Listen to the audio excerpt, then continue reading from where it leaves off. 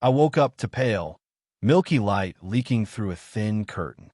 The smell of old wood and damp moss filled my nose before I could even open my eyes. My head pounded like someone had pressed it between two stones. There was a ringing in my ears, faint but constant, like the echo of something that had just gone terribly wrong. I blinked. The ceiling above me was wooden, stained in places, with dark knots that looked too much like eyes. The walls matched, old, pine maybe, worn down with age and moisture. The room was small, barely enough for the bed I was lying on, a crooked wardrobe in the corner, and a mirror nailed to the wall opposite me. I sat up slowly, fighting a wave of nausea. My mouth was dry. My hands were trembling. Something about this place felt off. Too quiet, too still, like the air hadn't been breathed in years. Where the hell was I? I tried to retrace my steps. I remembered being at a bar with my friends. It was Friday night. We were drinking, laughing, complaining about life. I remembered someone ordering shots. Tequila. Then nothing. A void. A chasm in my memory where time should have been. I slid out of bed. My feet touched the cold wooden floor, and it creaked under my weight. The mirror drew my attention next, and I wished it hadn't. My reflection stared back at me. Disheveled hair, skin pale, eyes sunken with dark circles beneath them. I looked like I hadn't slept in days, or like I'd been sick, or worse, like I had died and was now looking at myself from somewhere else. I reached out, touched the glass. It was cool and real. My name is Jack. I'm 29. I live in an apartment in the city. I have a job, a life, friends. I'm not supposed to be here. That was when I heard it. Muffled voices behind the door. I froze. A woman's voice, low and almost sing-song.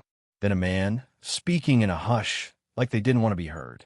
The tone wasn't threatening, but there was something in it that made my skin crawl, like they were discussing something private, something forbidden. My heart began to race. I crept to the door and pressed my ear against it. The wood was cold. I could only catch fragments of words. Still asleep. He won't remember. Just give it time. I stepped back. I didn't know these people. I didn't know this room. I didn't know what had happened to me or how I got here. But every fiber of my body was screaming the same thing. This is wrong. Slowly, I turned the doorknob and opened the door. The door creaked open into a narrow corridor bathed in warm, yellow light. The walls were lined with faded floral wallpaper, peeling slightly at the edges, and a worn red carpet muffled my steps as I moved forward. The smell of the place hit me immediately, a strange mix of lavender, dampness, and something metallic like dried blood or rust. 3 people stood at the far end of the hallway. They turned toward me in perfect unison, as if they'd been waiting for me. 2 women and a man. The older woman, in her late 50s maybe, wore a pale blue cardigan and a long skirt. Her gray-streaked hair was pinned up in a messy bun. She smiled at me with lips too tight, too practiced. Her eyes, though, her eyes were cold, empty, like the smile was just a mask that barely held something else back. Next to her stood a younger woman, around my age, with auburn hair and freckles. Her expression was softer, but guarded, like she was watching an animal she didn't quite trust. The man was tall, balding, with a trimmed beard and wire-rimmed glasses. He held a steaming mug between both hands, as if it grounded him. His smile was faint and sorrowful. The older woman stepped forward. "Oh, Jack, you're finally awake," she said sweetly. Her voice was coated in sugar, but carried a weight beneath it. The man chimed in. "We were getting worried. You've been sleeping for a long time." I blinked. "Jack?" "Yes," the younger woman said. "That's you." I shook my head slowly. "I think there's been some mistake. I don't know where I am. I don't know who you are." The 3 exchanged glances, like they'd been expecting this. "You're at home," the man said gently. "You've been here with us for years." I took a step back. "No, that's not true. I don't even know this place." The older woman nodded sympathetically. "You've had an episode, sweetheart. It happens. The mind can be tricky, especially when it's under stress. But don't worry. It always comes back eventually." My heart pounded in my chest. "I don't live here," I insisted. "I live in the city. I have an apartment. I have my family, my real family. They'll be looking for me." The younger woman frowned. Jack, we are your family. Her voice cracked slightly on the last word. No, I whispered, backing away. No, you're not. The man took a step forward, still holding the mug. Please, son, just give a little time. We know it's confusing right now, but you'll remember. You always do. I wanted to scream, to run, but something in their faces kept me frozen. They weren't angry. They weren't even hostile. That made it worse. Their calmness, their softness, it felt rehearsed. Manipulative, as if they were used to people saying these things. I felt the walls closing in. My pulse was like a drumbeat behind my eyes. Who are you? I asked again, voice shaking. What is this place? What have you done to me? The older woman just smiled wider. We're here to help you remember, Jack, and we'll be with you every step of the way. Then she reached out and gently took my hand. Her skin was ice cold. The rest of that day passed in a blur, like I was wading through a dream I couldn't wake up from. The three strangers, who called themselves my family, insisted on showing me around the house. A tour of my home, as they called it. But I felt like a guest in a museum exhibit built out of lies. They took me from room to room. The kitchen with its old stone oven, a cozy dining room with crooked chairs, a dusty den with a fireplace and cracked family portraits above the mantel. The rooms were warm and lived in, but none of them held a single memory for me. Everything they said, every gesture, every smile, felt like theater. Here's your favorite chair, the man said, patting a worn recliner in the den. You used to read here for hours, said the younger woman, placing a thick book in my hand. This is your study, the older woman added, showing me a room with a desk cluttered in notebooks and pens, some of them scattered, others arranged just so. They even had photos, stacks of them. Me, smiling beside them in various outfits. Me, fishing with a man. Me, blowing out candles on a cake. Me and the younger woman on a couch, our faces pressed together like we were lovers. But there was something wrong with the photos. Subtle things. My smile was always just a bit off. The background in some was blurred unnaturally. In others, my face looked pasted on, like it had been grafted into a moment that never happened. They handed me a journal, my diary, they called it. Inside, the handwriting was mine. My loops, my slant, my awkward half-cursive scribbles. It even used phrases I often said. But the entries described things I'd never lived through. January 14th. The snowstorm broke the antenna again. Mira made soup, and we played cards until the power came back. March 2nd. Dad's breathing was bad again. We might need to take him back to Dr. Holloway. June 18th. I'm starting to forget the old life. Maybe that's a good thing. Mira? Dr. Holloway? I didn't know these names. I didn't write these words. I stared at the entries for what felt like hours. Each line felt like a weapon, chipping away at what I believed to be real. I stood up and tried to run for the front door. It was locked. The windows wouldn't open either, nailed shut or painted over. There was no signal on my phone, no Wi-Fi, no landline. Even the clocks didn't work. All three of them frozen at 4:08. When I tried to ask about it, they'd brush me off with vague words. You just need rest, Jack. Give it time. You always get confused when you wake up. I locked myself in the bedroom that night. The one they insisted was mine. And I cried. Not because I was scared. Not even because I thought I was going crazy. But because, somewhere deep down, a voice had begun to whisper. What they're right. What if I really did forget everything? And worse, what if remembering is the trap? Days passed, or maybe it was just one long, continuous loop. Time was a slippery thing in that house. The light through the windows never seemed to change. Morning felt like evening, and sleep brought no rest.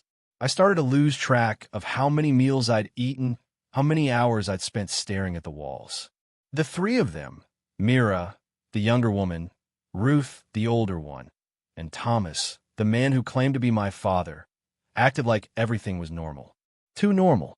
They kept smiling, asking if I remembered yet, offering cups of tea and homemade bread, suggesting we go through more photos, play old games, take walks in the garden, like they truly believed I was part of this world. But beneath their kindness was something else, something tight, controlled. They watched me, constantly.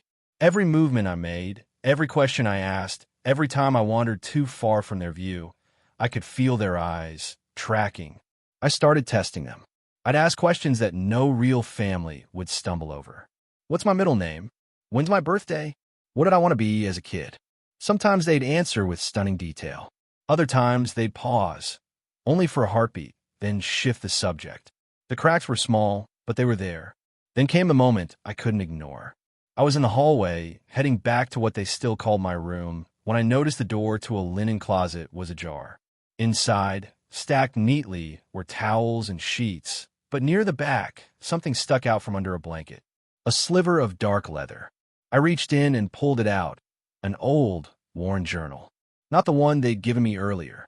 This one looked hidden. The first few pages were blank, but then I saw my handwriting, or what I thought was mine. The tone was different. Frantic. Angry. They're not who they say they are. I don't think this place is real. The mirrors, they don't show what they should. I think they're watching through them. Try to ask about the accident again. Mira smiled, but her fingers were shaking. Ruth changed the subject immediately. Thomas looked like he didn't understand it all. Found the locked room again. Still no key. Something's inside. I can hear it breathing at night. That last entry was dated 5 months ago.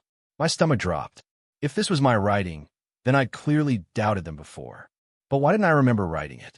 Had I been through this before? That night, I checked every mirror in the house. And that's when I noticed something horrifying. In most rooms, there were no mirrors at all. Just empty walls or covered glass. Only in the small hallway bathroom did one remain, old, cracked, slightly fogged from the inside. I stared at my reflection. My face. My eyes. Then I leaned in closer. My reflection didn't move. For just a second, barely even that, my image lagged. It was the briefest flicker, like a skip frame in a film. But it happened. I stumbled backward and nearly fell. My hands were ice cold, my breath short. I waited. 10 seconds. 20. Then leaned forward again. This time, the reflection moved perfectly. But I knew what I saw. And I knew, finally, deeply, that this place was not my home. It was a stage, a set, and I was trapped in someone else's show. I stopped sleeping. Not on purpose at first, but because I couldn't. Every time I closed my eyes, I'd wake up with a jolt, heart racing, sweat soaking through my shirt. Sometimes I heard whispering in the dark. Sometimes I woke up mid-sentence, as if I'd been speaking to someone I couldn't see. And sometimes, I didn't remember falling asleep at all. I began hearing things. Soft scraping behind the walls. Footsteps in the attic, slow, deliberate. Always above me, never below. I asked them about it, about rats, maybe squirrels, and Mira just smiled and said, "This house has its own sounds. You'll get used to them again." Again. The word stayed with me like a splinter under the skin. The shadows, too, began acting strangely. In the corner of the library, there was a shape that always lingered after I left the room. I'd pass by quickly, pretending I didn't see it. But once I turned suddenly and caught a tall, thin figure standing just beyond the bookshelves. It moved when I saw it. Not away. Toward me. I slammed the door before it could step fully into view. No one believed me. Or rather, they didn't bother pretending to. Thomas kept repeating that I was just confused. Residual memory bleed, he called it. Your mind remembering trauma and projecting it onto your surroundings. Ruth was worse. She spoke with honeyed calm, tilting her head with concern, resting her cool hand on my shoulder like I was a child in need of comfort. "It's fear," she whispered. "Fear makes us see what isn't there." But the thing is, I stopped trusting my eyes long ago. It wasn't what I saw that scared me most. It was what I felt, like being stared at through walls, like being studied, measured, like something ancient was wrapped around this house, coiled into its bones, and I had only begun to sense its weight. I began sleeping with the door locked, chair wedged under the handle. One night, I heard something breathing outside the door. It was deep, rhythmic, wet, not human. I held my breath under the covers and felt something press against the door from the other side. Slow. Testing. It stayed for over an hour. I never moved. In the morning, the chair had been pushed aside. My door stood open. After that night, something in me cracked. The fear didn't fade. It shifted. It stopped being a storm, wild and loud. It became something colder, quieter. A steady hum in the back of my skull. I wasn't just afraid anymore. I was certain. Certain that this house was lying to me. That the people were part of it. That something beneath all of this, beneath the wallpaper smiles and faded furniture, was watching me from the dark, waiting for me to forget who I really was. So I began searching. Not just for answers, for proof. I pretended to play along. I smiled when they smiled. I said, "Thank you," when they handed me tea. I nodded when they reminisced about made-up vacations and childhood memories that didn't belong to me. And while they thought I was breaking, I was remembering how to hide. I waited until they went to bed, until I could hear Myra's footsteps stop above me, Ruth's old music box melody creaking through the walls, and Thomas's deep, dry snore vibrating through the thin wooden floorboards. That's when I crept into the library again. The room had always unsettled me. Too many corners, too many shadows. But something about it drew me in that night. Like it was the only place in the house that knew I didn't belong and was daring me to prove it. I moved the shelves. I ran my fingers along the old bricks behind the books. I tapped on panels until I heard a hollow sound. Beneath the desk, half hidden behind stacked boxes, was a loose floorboard. It looked ordinary, but when I pressed down, it gave way with a groan. Inside was a box. Dusty, heavy, metal. I carried it to the desk, heart pounding like a drum in my ears. Inside, old photographs, crumpled documents, broken USB sticks, and a laptop, ancient, scuffed, and bound with a cracked leather strap. I turned it on. Surprisingly, it booted. No password, no name, just a desktop cluttered with folders named by dates. Some were years old, others just weeks. One folder was titled Returns. I clicked it open. Videos, notes, transcripts, dozens of them. Each began the same way, a date, a name, a short introduction. My name is Alicia Gray. I'm 26. I woke up in this house 3 days ago. They keep calling me Emily. I'm not her. I know I'm not. My name is Marcus Dean. Please, if anyone finds this place isn't real. The people aren't real. I've seen things in the mirrors. I think I'm being erased. They say I've always been here. But I know I had a daughter. I can't remember her name anymore. Some entries cut off mid-sentence. Others ended in screams. Some were just static. One file, the last one, was labeled Jack02. I didn't open it. I couldn't. Instead, I sat there, trembling, staring at that single file. Because if there was a Jack02, then that meant there was a Jack01. And I had no idea which version I was. I didn't sleep that night. I sat motionless at the desk, the dim glow of the laptop casting long shadows against the library walls. My eyes kept drifting back to the folder labeled Jack02, the way a wound draws the tongue. But I never clicked it. Not because I didn't want to know. God, I needed to know, but because I already felt something stirring inside me, something dangerous. If I opened that file, if I heard myself speaking in a voice I didn't remember, I was afraid I'd disappear. I took a deep breath, closed the laptop, and placed everything back into the box. Then I began to plan. Escape wasn't going to be easy. The house was isolated. There were no neighbors, no passing cars, no signs of life beyond the tree line. Every exit was monitored, every window locked. I had to act smart, silent, invisible. I began testing the limits. One morning, I told Thomas the first wanted to go for a walk in the garden alone. He hesitated. Of course, he said too quickly. Just don't stray too far. I walked the perimeter. The trees were too evenly spaced, too symmetrical, like they were planted there, not grown. Beyond them, there was a dense fog. Not mist. Fog. Thick. Unnatural. Like a barrier. I stepped toward it and felt my skin tighten, my ears pop. My vision blurred slightly. I stepped back. Later that day, I asked Mira about it. She looked up from her knitting. You've always said that fog was comforting, like a blanket around the house. My stomach turned. I began collecting supplies, water bottles, food, batteries. I hid them beneath the loose board in the library. I found a backpack in the closet and packed it slowly, piece by piece, when no one was looking. But the house was alive. It knew. Doors I'd left ajar were suddenly locked. Rooms I'd visited changed their layout. Once I walked into the kitchen and found it mirrored, completely reversed, as though I'd stepped into its twin. And the people, they started changing too.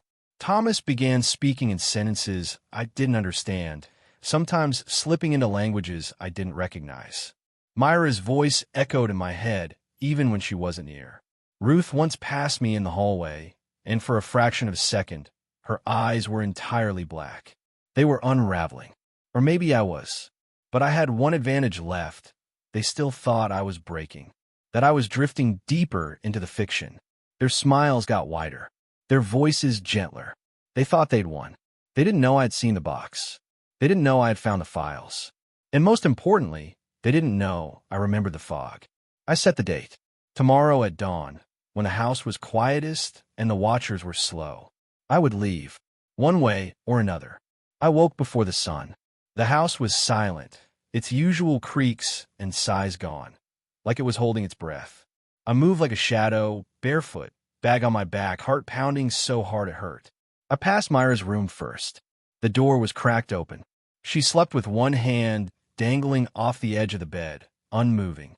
Her breathing was deep, steady, almost mechanical. Ruth's door was closed, locked with a bolt from the inside. I heard faint music again, the same warped lullaby playing on a loop. It was slower now, distorted, like something old winding down. Thomas's room was empty. That nearly stopped me. The bed was untouched, the lamp still on. I forced myself to keep going.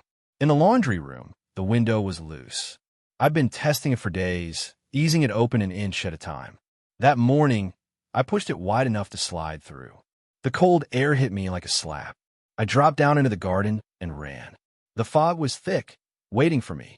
I sprinted past the hedge maze, across the gravel path, and toward the line of trees that bordered the house. The moment I stepped between the trunks, the air changed. Heavy, oily, full of whispers.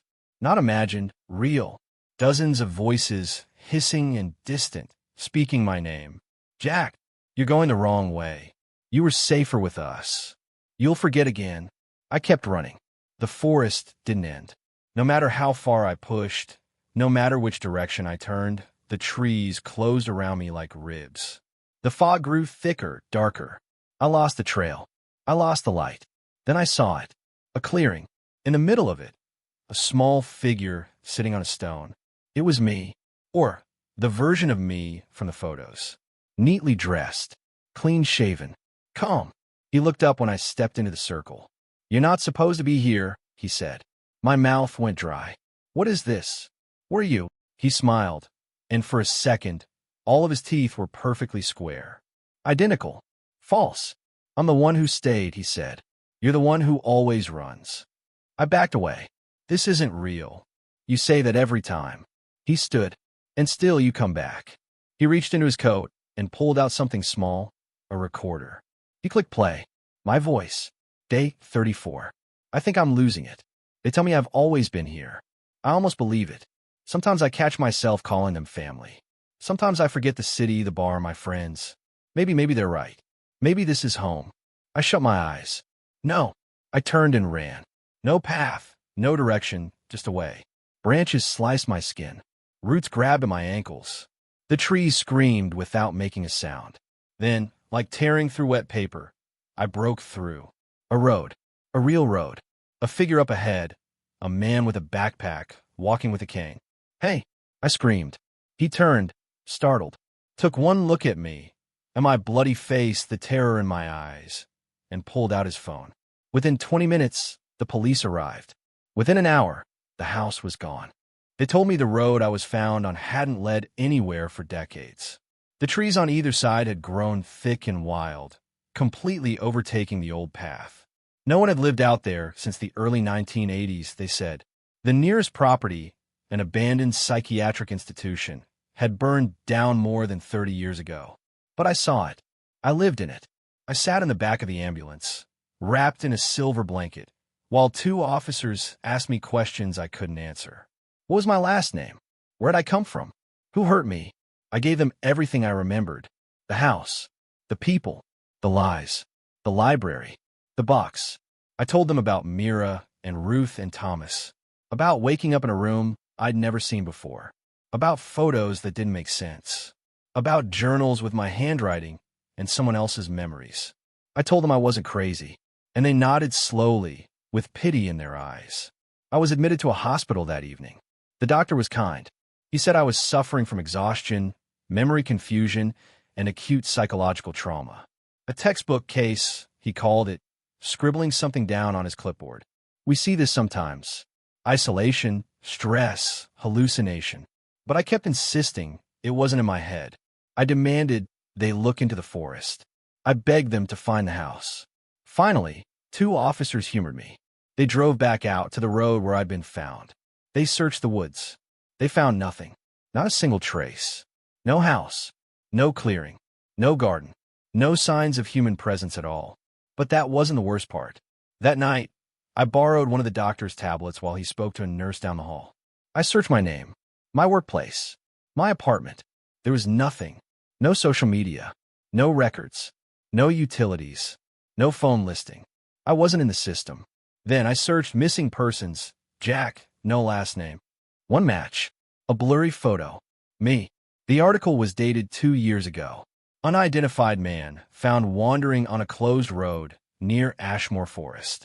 No memory of name or history. Unmatched fingerprints. Released after psychiatric observation.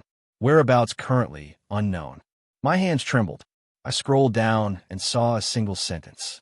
This marks the second known case of the Ashmore syndrome, named for the area where several individuals have reportedly appeared with fabricated memories and false identities.